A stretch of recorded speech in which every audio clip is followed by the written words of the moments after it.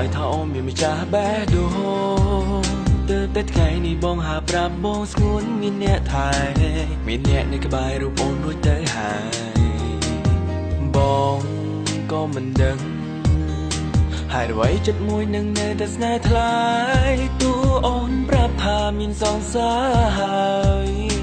ក៏ចិត្តនៅតែស្រឡាញ់ខ្ញុំទើបតែដឹងថាគេមានសង្សារស្រឡាញ់គ្នាពីពេលណាខ្ញុំមិនដឹងឡើយដឹងត្រឹមថាពេលនេះខ្ញុំស្នេហ៍គេហើយដងចិត្តមិនរួចទេហាមិនឲ្យជួបមុំបងអាចធ្វើបានតែហាមិនក៏លៀនធ្វើមិនបានទេលងចិត្តជ្រើហើយបេះដូងស្រែរមានមេត្រូវកោនខ្លាំងណា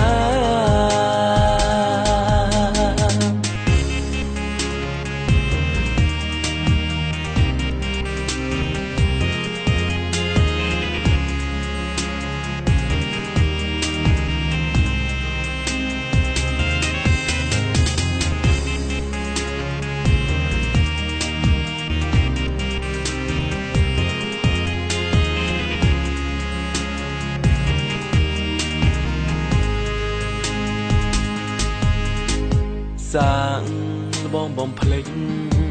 លុបរូបអូនចេញតែបេះដូងរឹតតែឈឺចាឈឺខ្លាំងពេកឡើងវាលែងចង់ស្ដាប់បញ្ជាហើយមានតែបណ្ដោយតាមទៅចោតែបងក៏មិនដឹងហើយអ្វីចិត្តមួយនឹងនៅតែស្នេហ៍ថ្លៃ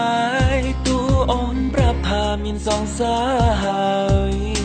ក៏ចិត្តនៅតែស្រឡាញ់ខ្ញុំទើបតែដឹងថាគេមានសង្សារស្រឡាញ់គ្នាពីពេលណាខ្ញុំមិនដឹងឡើយដឹងត្រឹមថាពេលនេះខ្ញុំស្នេហ៍គេហើយដងចិត្តមិនរួចទេ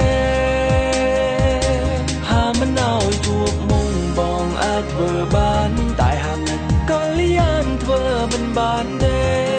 លងចិត្តជ្រើហើយបេះដូងស្រែរមានមេត្រូវកោនខ្លាំងណា